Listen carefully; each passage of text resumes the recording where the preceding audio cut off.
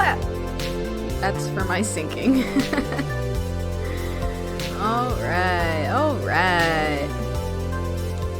Boys and girls, how exciting.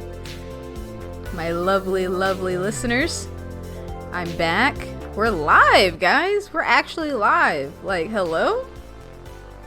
It's a very strange experience doing this live as opposed to huddled in my corner with the lights off in front of a microphone. But I'm gonna let the song rock like one more loop and then we can jump into Stormlight, guys. I'm really excited. Give people some time to get here.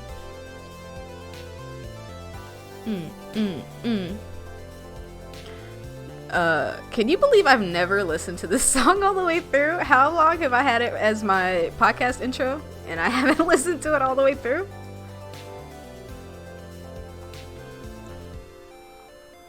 Ooh, the drop. Hey, that was great.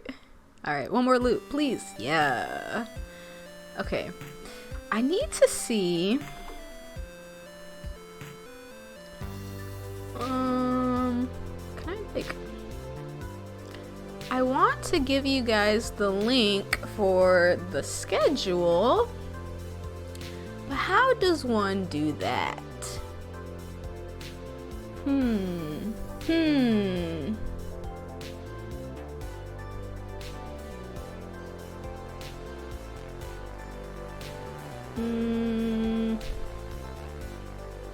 I don't know. I'll figure it out. But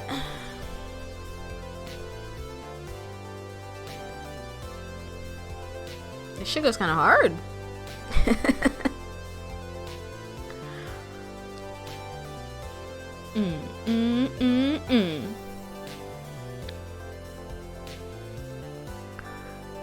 Okay, I'm not gonna have this playing through the whole thing, just so you know.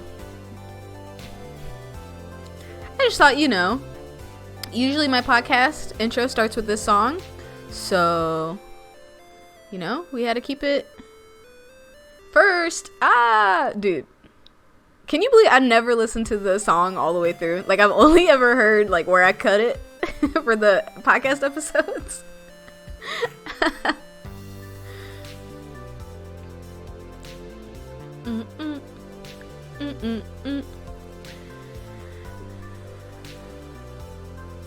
You doing alright today, G?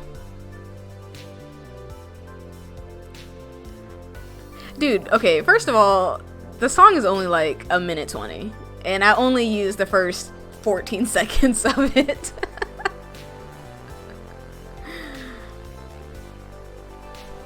Oh, you know what I should have done? What should have been smart? To do the damn image of my reading schedule. That would be smart. Hang on.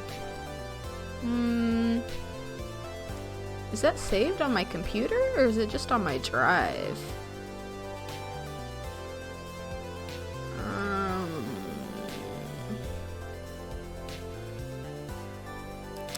Let's see. Let's download you. And we'll put you here. And that was great. Alright, let's do this. But here's the deal, man. Can I move you up? Is that possible? No? Can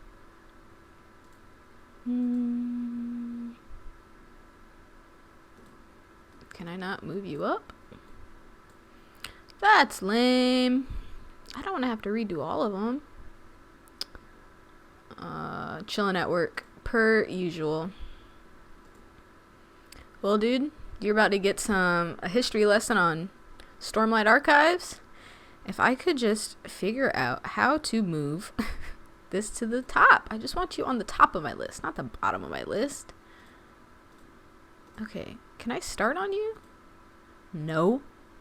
That would be too easy. If you carry someone on your shoulders, I'll donate $50. I don't think I can carry someone on my shoulders, man. That's tough.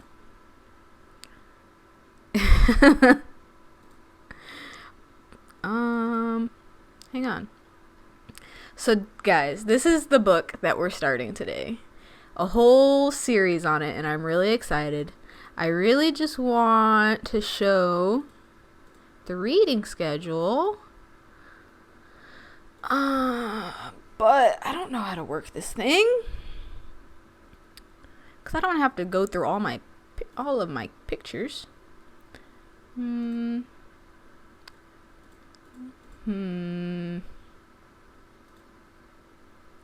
I might have to.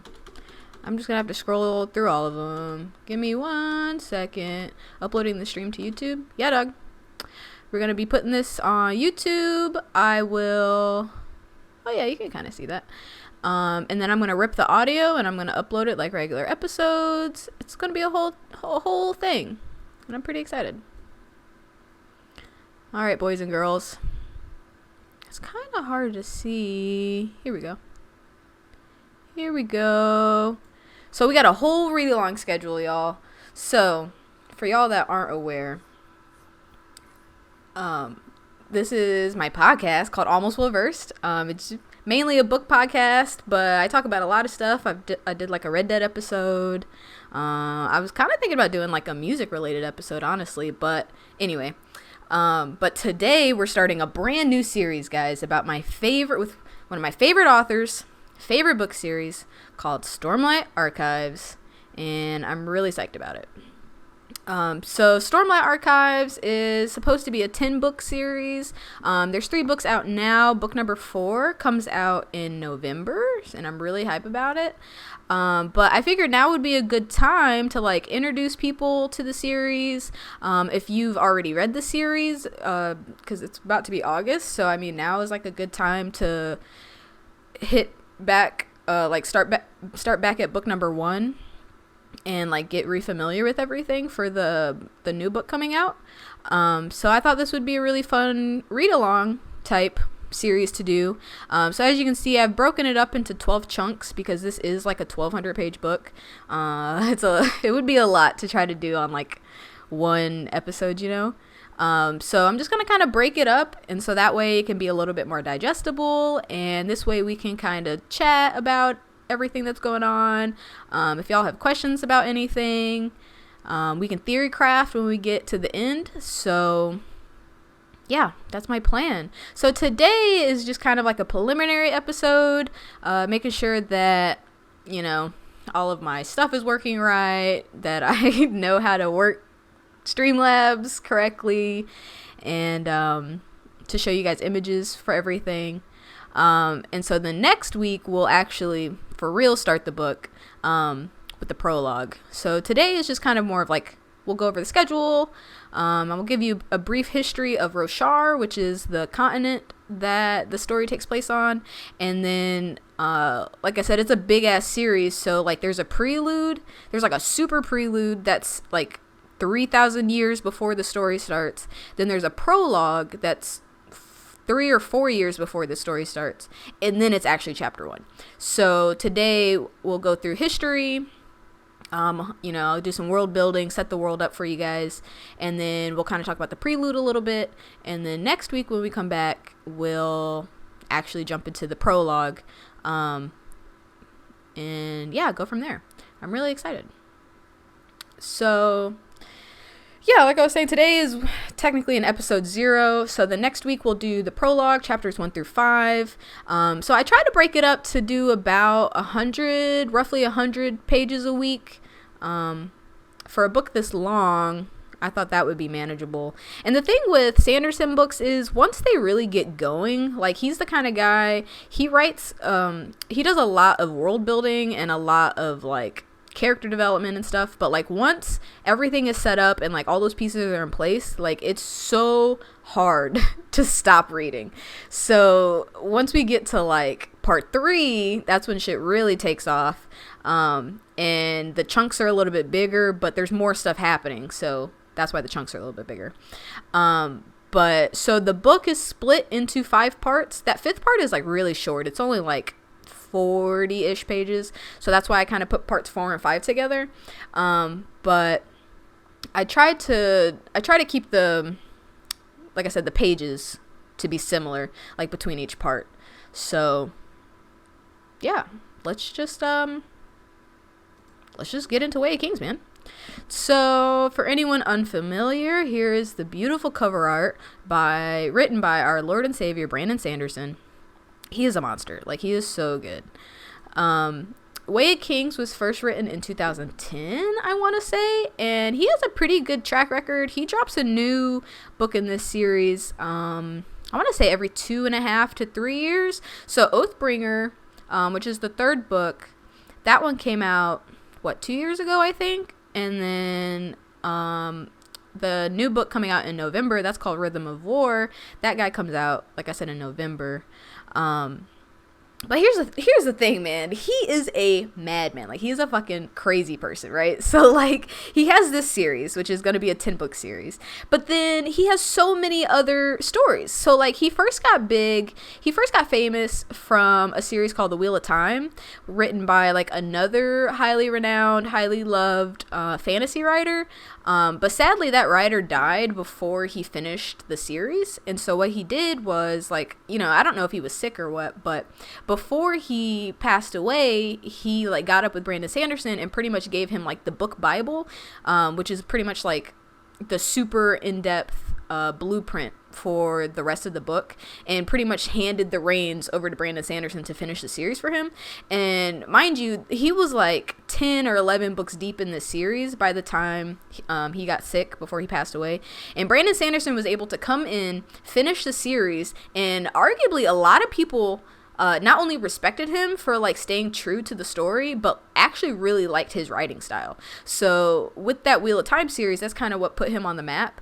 And so he's written a couple standalone books. Like, he has Elantris, he has a book called Warbreaker, which are standalone series. But then he's also done Mistborn, which Gio, you probably are familiar with.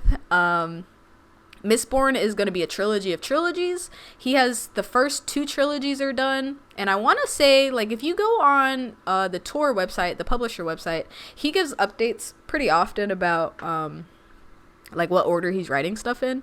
And so I want to say that Mistborn is the next book that he'll be working on after Rhythm of War comes out. But yeah, so he has Elantris, he's got Warbreaker, the Stormlight series. He also has, like, a young adult fantasy series. What's the name? I can't remember the name of that series. But a lot of people like that, and that's unrelated to these stories. And then yeah, he started Stormlight, which is like his magnum opus. It's a 10-book series. All the books are at least 1,200 pages. Like, it's serious. It's a lot. So yeah, let's just get into the world of Stormlight, right? So Stormlight Archives, it is set on a continent called Roshar. And I'll make this full screen so you guys can see it. And so in Roshar, it's kind of split into, like, 5 nations. And the main religion in these nations is called the Vorin religion, right? So the story mainly takes place in the nation of Alethkar, which you can see is, like, to the right. You've also got Jah Keved, you've got Shinovar, the Eyrie, and Azir. And so the funny thing about Roshar is most nations are, like, really set on gender roles. Like, gender roles play a really big part in this series. And so, for example, you have, like, masculine arts and you have feminine arts, right? So, like, your masculine arts are stuff like fighting, swordplay, dueling, like tactics, like, you know, being like a general in the military or whatever. And what's interesting is men aren't taught to read. Men, the way that they communicate, like, with written language is through glyphs. So it's funny because a lot of times, like, for example, in the military, right? So since men can't read, a lot of times they'll have their wife be like their right-hand man, will be like be their scribe. So a lot of times, like, high up in the military, you have, like, these, like, literal power couples of, you have the smart ass military tactician, but then you have his wife who takes the notes and maybe can figure out stuff that he might not see because he's only writing in glyphs, whereas she can, like, write notes and send letters, you know? So kind of going along with that, you have your feminine arts, which are, you know, like art, like actual like painting or drawing, reading, writing in the women's script. And one funny thing is, for whatever reason, in their Vorin religion, you have what's called you have your regular hand, your right hand, and then they have a safe hand, which is your left hand. And so for whatever reason,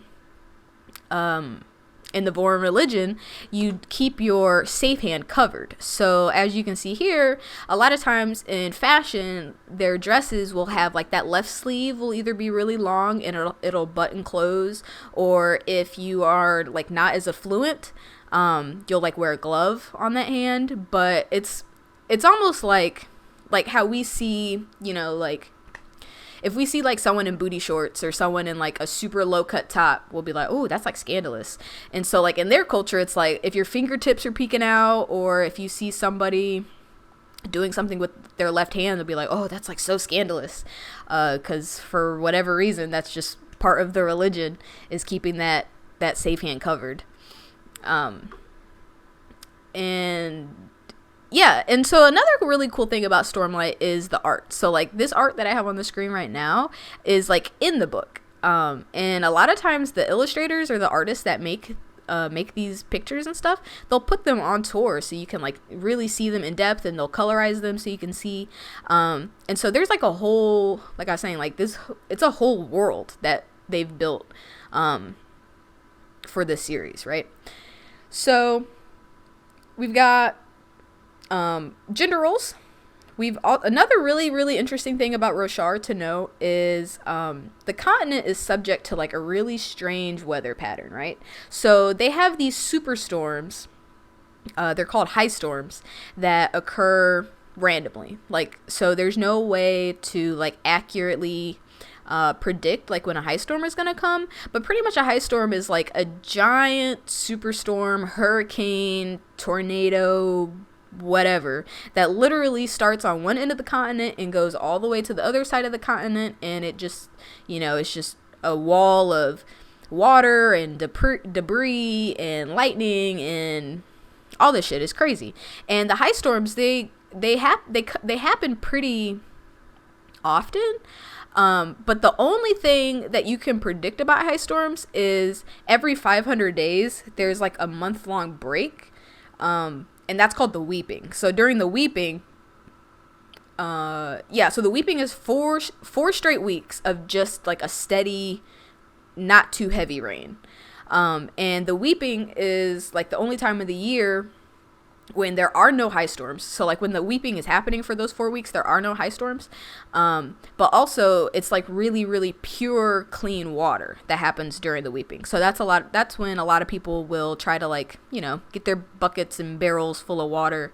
They don't have to worry about like cleaning it or whatever, you know. It's funny though, because kind of how I was talking about like gender roles being very set, because a lot of these nations are so religious, they're also like not superstitious, because superstitious is kind of like the opposite of religion, but like they're just super steadfast in being religious. So trying to like predict the weather is kind of frowned upon. But it's funny because you have these guys, like they're not like a formal sect or anything, but you have these guys called Storm Wardens, and they pretty much are just using like super math, like super complicated formulas and statistics to try to predict when high storms come.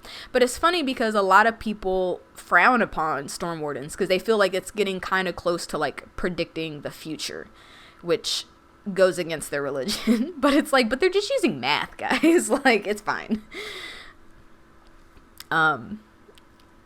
But yeah. Oh, and then another interesting thing about weather. So you've got the high storms, which just wreak havoc on the nation. You got the weeping, which is just like steady ass rain for those 4 weeks. But then the other funny thing about Roshar is that the seasons change randomly after the high storm happens. So like, you know, in real life, you got spring, summer, fall, winter. For them on Roshar, it could be like summer and then a high storm happens, and then after the high storm is over, it could just go straight to winter and then to spring and then back to winter to summer to fall. You know what I mean? So like there's no way to know like what your weather is going to be beforehand until after the high storm has happened. So that's another interesting thing that happens. But because of the existence of these high storms, the ecology on the planet has evolved over time to be able to withstand these crazy high storms. And so it's interesting because, like, number one, they don't have, like, get out of your head, like, the idea of, like, an Earth type planet. It's more like the ground is really barren, and most animals and plants, they're covered in, like, a shell almost. Think like how bugs are kind of covered in a shell, but bigger. So like most animals and even plants are kind of covered by this shell. And so like when predators come near, or like when a high storm happens, they are able to like retract into their shell for protection, you know? What's up? And so, yeah, like for example, like grass, right? So grass kind of grows out of like almost like a bulb type thing. And so like if the grass feels vibrations of like a person walking or like an animal coming, it'll literally just pull back into whatever it lives in to not get stomped on. Which is interesting. Like it's very strange. So yeah, so we've got high storms, we've got these crazy gender roles, and then another big aspect of Roshar, maybe even bigger than these high storms, is the existence of something called Spren.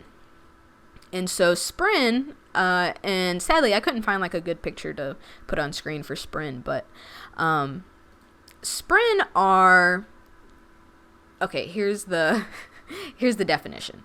They're defined as cognitive aspects of objects. And I'm sure you're thinking, what? So, like, in other words, so, like, how they look, like, their appearance is solely based on how things around them perceive them to be. And that influences how they look and how they act. So, like, almost everything that you can think of would have, like, a Spren equivalent, right? So, like, you've got anger Spren. Like, if someone gets mad, you see, like, little shit floating around saying that they're angry. You've got fear Spren. There's creation Spren. Like if you're being really creative, if like, you know, if you're like super inspired, it'll be like little shits will appear around your head. There's wind Spren. Like if you see wind blowing, there'll be like little fluttery things in the wind, like floating around. And there's life Spren. Like say you're in the forest and you know there's just a lot of life around you, there'll be like little green motes floating around. And the thing that's interesting about Spren is they've always been there. Like people in general don't know where they came from or really what they do, other than they're just kind of like a physical manifestation of what you think a thing is. You see what I mean? Yeah. And so, as the story goes on, you'll see that Spren are really integral to the story. But they've always been on Roshar. They're just a part of life. And like I was saying, pretty much anything you can think of would have like a Spren equivalent to it. So, you know, you're having a bad day, you stub your toe, you get mad, there's going to be some anger Spren that pop up. Say you're scared of dogs and a dog comes running at you, there's going to be fear Spren crawling out of the ground.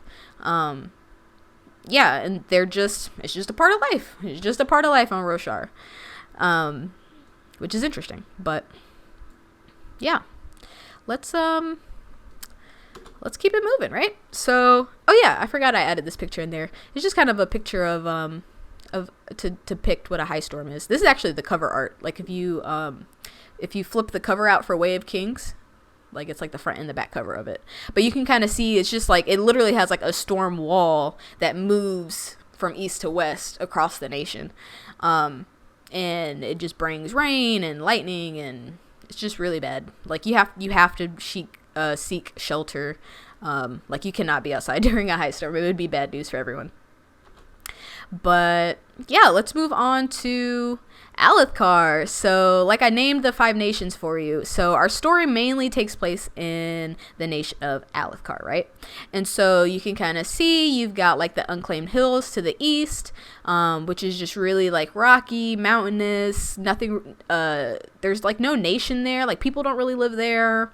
Like wildlife don't really live there. That's why it's literally called the Unclaimed Hills. Down here in the corner, you have the Shattered Plains, which as we dive into the story, that's where a lot of our story is going to take place, is in this place called the Shattered Plains. But you see how the nation is kind of split into, I think it's 10 or 11 almost districts. And so the way it works, right, is you have Alethkar. Oh, it is 10. And so it's ruled, like each district or sub-nation or whatever you want to call it is ruled by their own high prince. And these 10 high princes all swear fealty to a king. And the thing that's interesting about Alethkar is this system of monarchy has only been in place for about 30 years. So it's not super stable, but I mean, it's been working for these 30 years.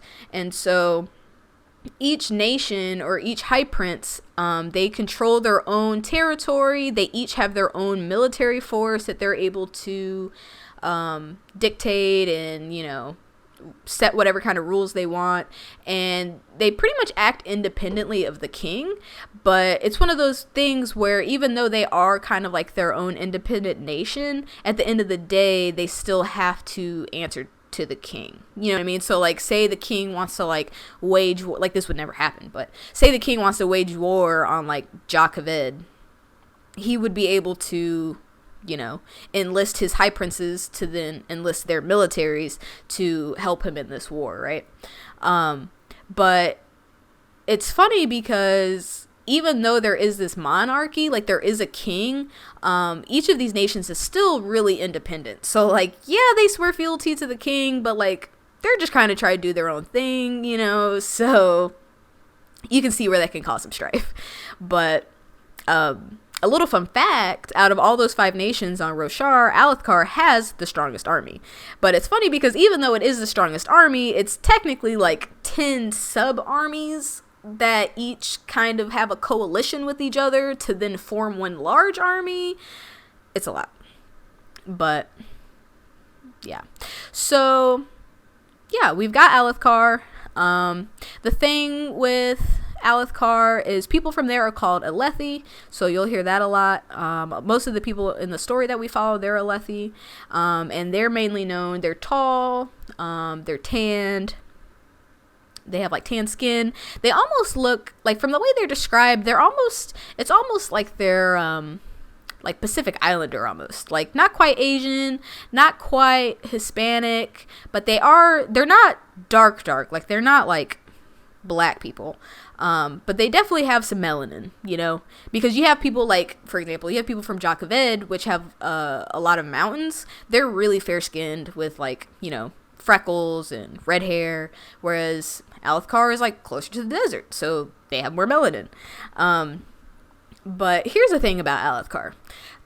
They have a very distinct caste system. When I was doing research for this story, I didn't even put 2 and 2 together, that it's essentially a caste system that they go by, right? So you have your 2 castes you have light eyes and you have dark eyes, right? So your light eyes, that's the upper caste, and they have notably lightly colored eyes. So blue, green, purple, yellow, and generally light eyes have way more privileges and rights and access than dark eyes do. And kind of like how in a real caste system it would be, the color of your eyes is really genetic. So like, for example, you could have a light eyes and a dark eyes have a baby, and there's a chance that the baby will have light eyes, and there's a chance that they'll have dark eyes.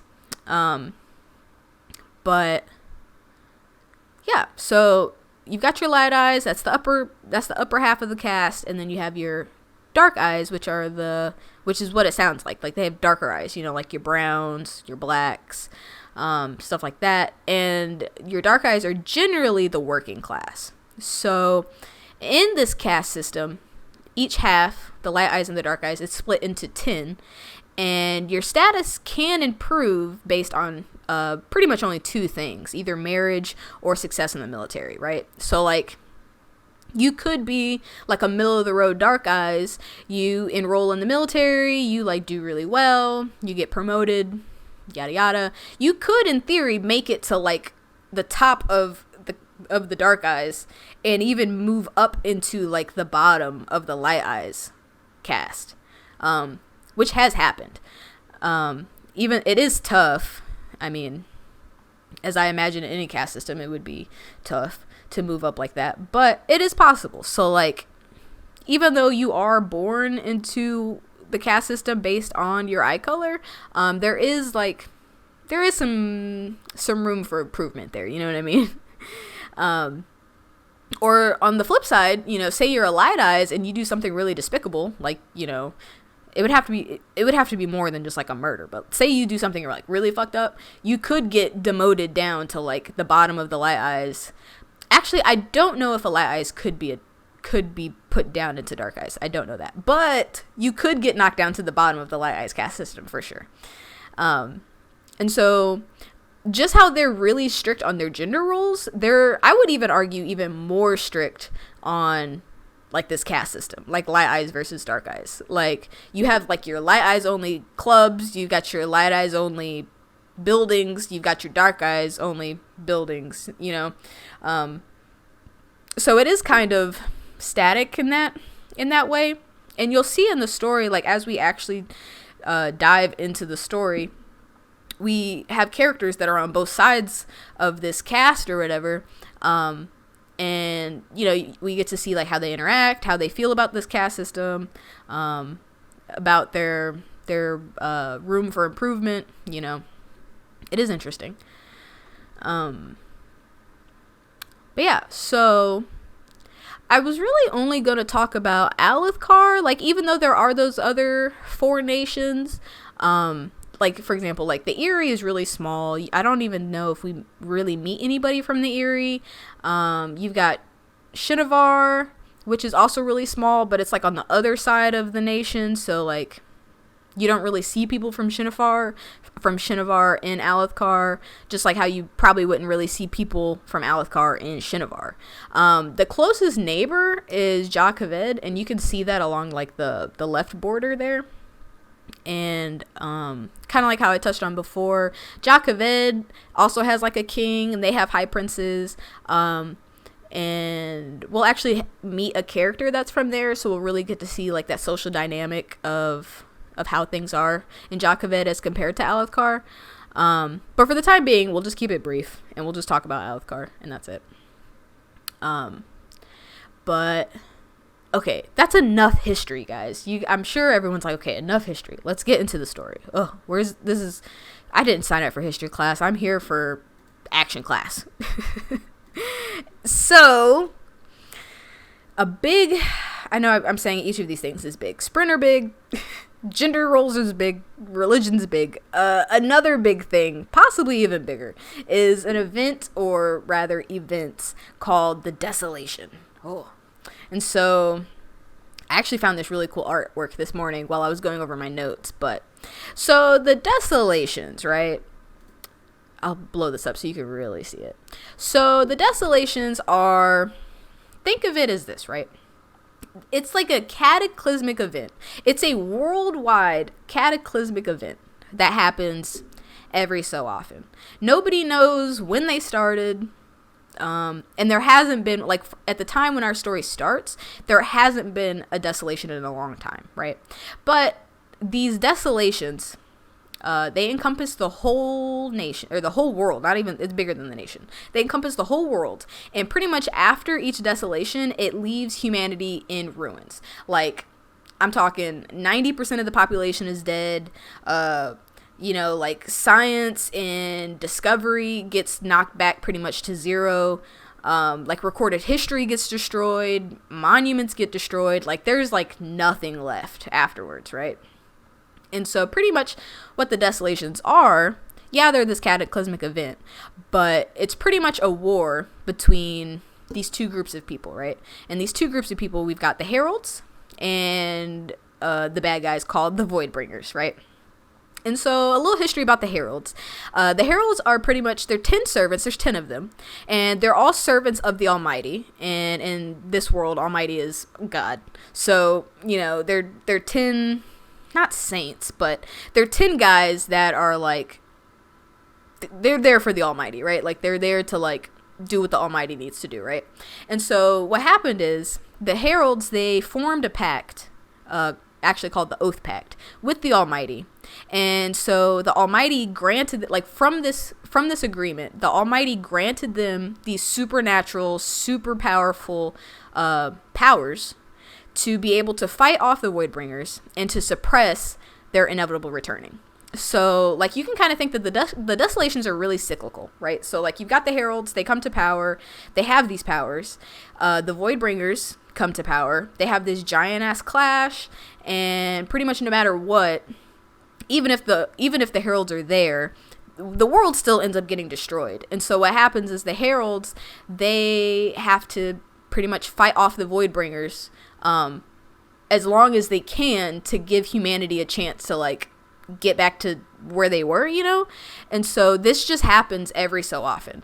I tried to find, like, years, but I couldn't really find, like, how many years between Desolations. But they happen not super often, but often enough to where we'll find out as we go through the story, we'll find that as, like, historians are going back through history, there's literally, like, big old chunks of history that people don't, like, there is no written history and there are no, like, artifacts from, because, like, the Desolation was just so massive and so destructive, right?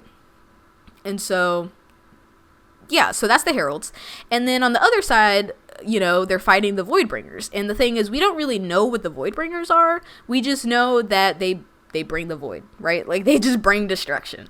And their main goal is to wipe out mankind. Like, they're just like, humans, get out of here. We're done with you, right? And so the Heralds are pretty much charged or given this grand duty of protecting the planet and fighting the Voidbringers, right? And so the way, how I was saying it's cyclical, the thing that's interesting, right, is when a Herald dies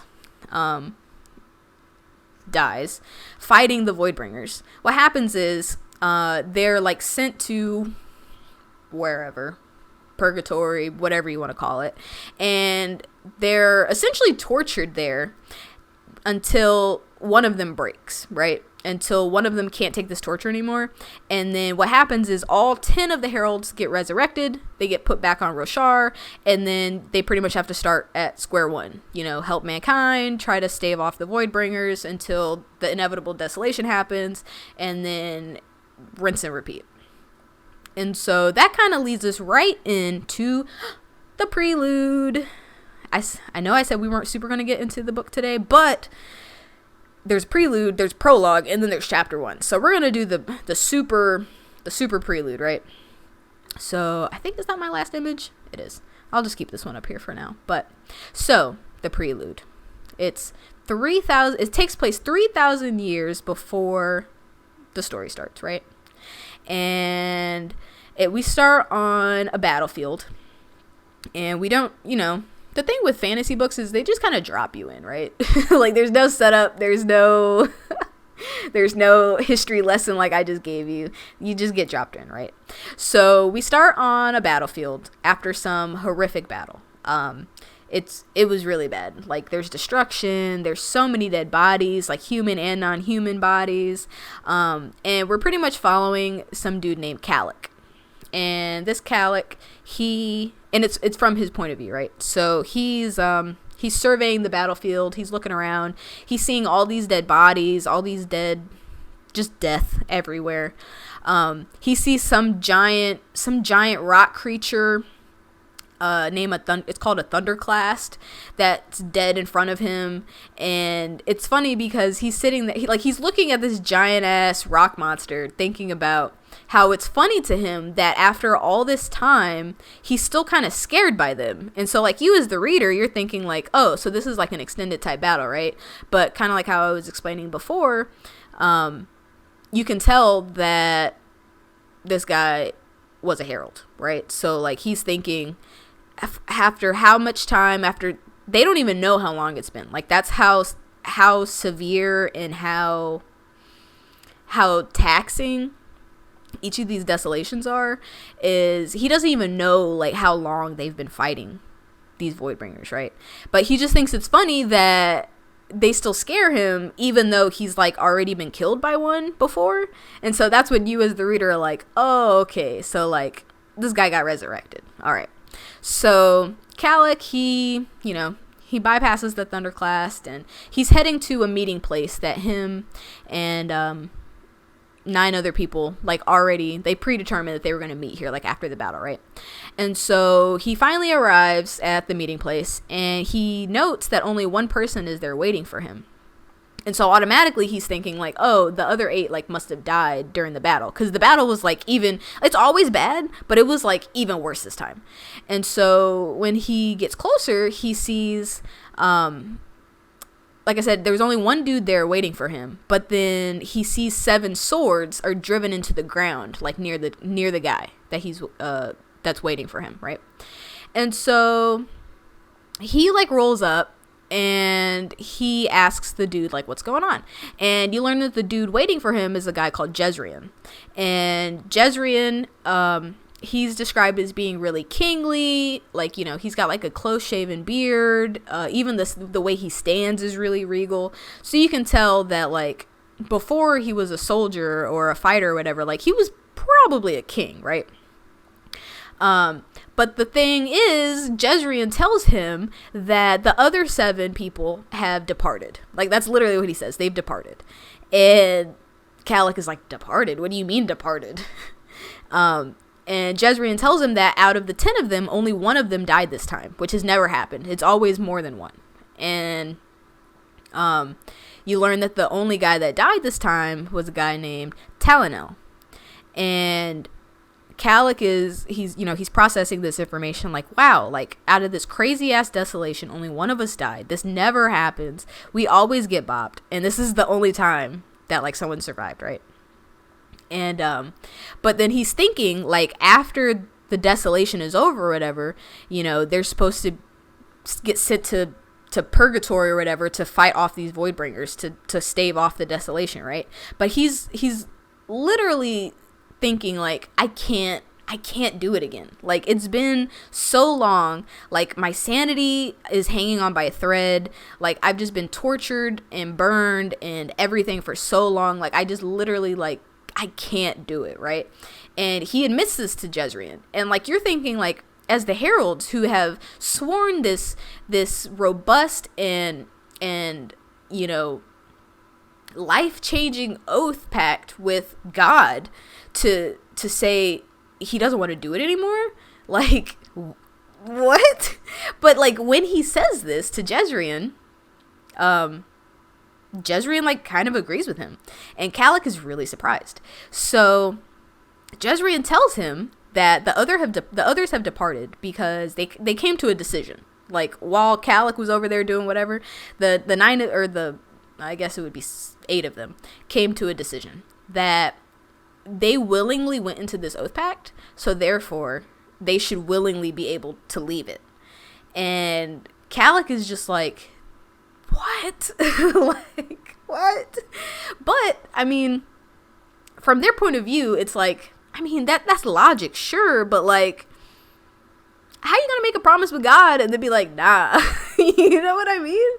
So Jezrien and the others came to the conclusion that you know, if they walk away, if the 8 of them walk, or 9 of them walk away, it would be better for only 1 of them to have to endure the torture and trying to stave off the Voidbringers as opposed to all 10 of them. You know, this is just like, this is crazy man logic, right? Like, he's so beaten down. They're so distraught. They're so broken. Like, they're just fundamentally broken that they would rather give up the one homeboy than all 10 of them have to be tortured ever again, right?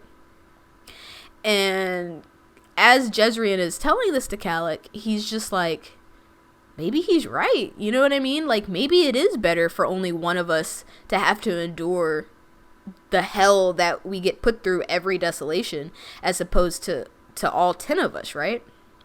And so, but Calic is thinking, he's like, but the people, like, what are we going to tell the people? Like, the people of Roshar have come to rely on the Heralds and have come to expect them to be there to protect them and to fight the Voidbringers and to help them rebuild.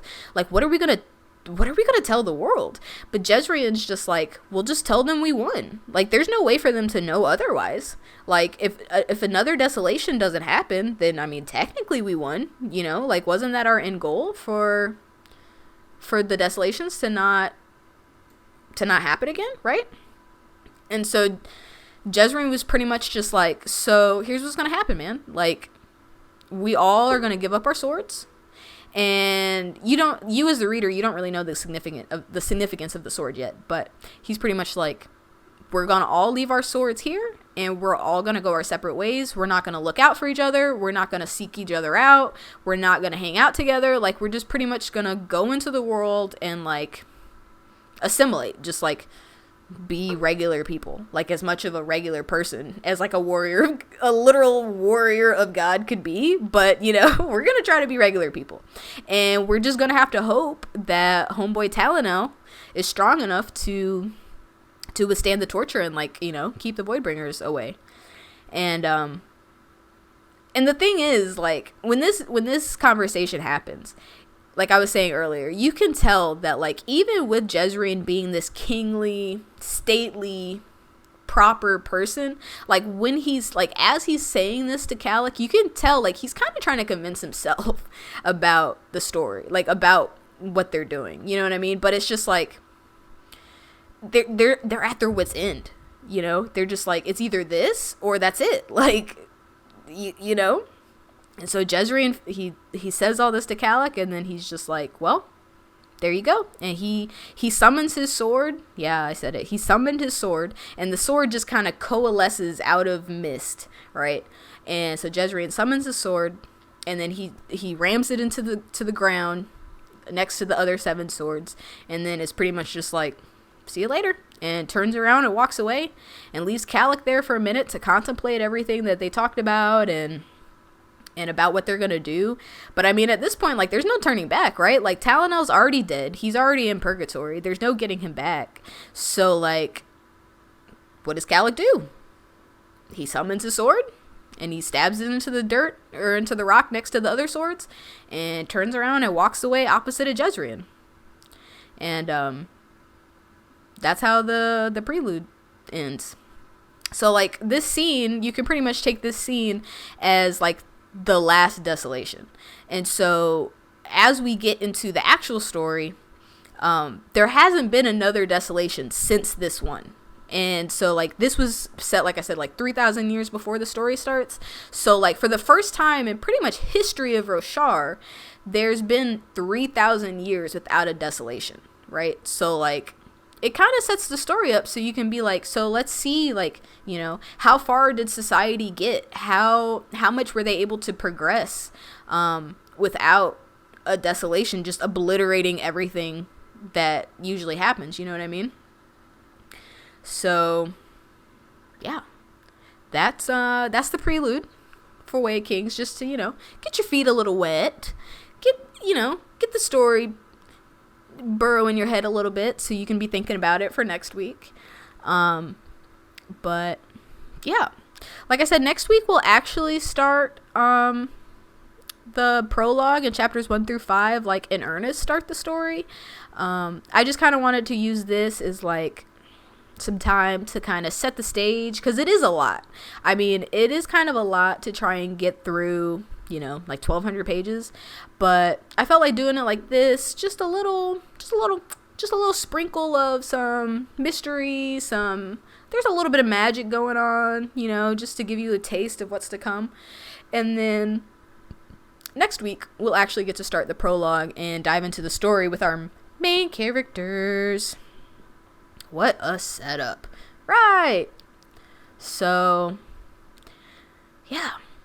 So the real main reason why I wanted to kind of transition this over to Twitch is to give us time to like chat, and you know, if you guys have any questions, you can ask questions. I'm really going to try to stay spoiler free like throughout the whole thing, like not give spoilers for like book 2 or 3, and then once we get to the end of the book, we can kind of theory craft about the whole thing, or about the whole book rather.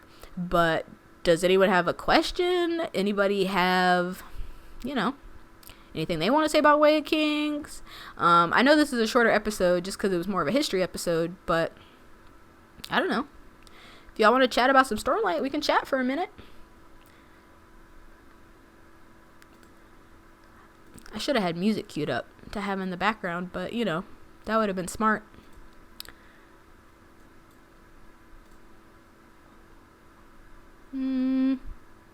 Incredibly gripping. Good job relaying that. Thanks. I really tried. I really tried. But it doesn't seem like I really have anybody here but you. So I may just go ahead and call this episode a day. Way of Kings is way too good. It really is. I mean, I'm really psyched to really dig deep, to dig into it, you know?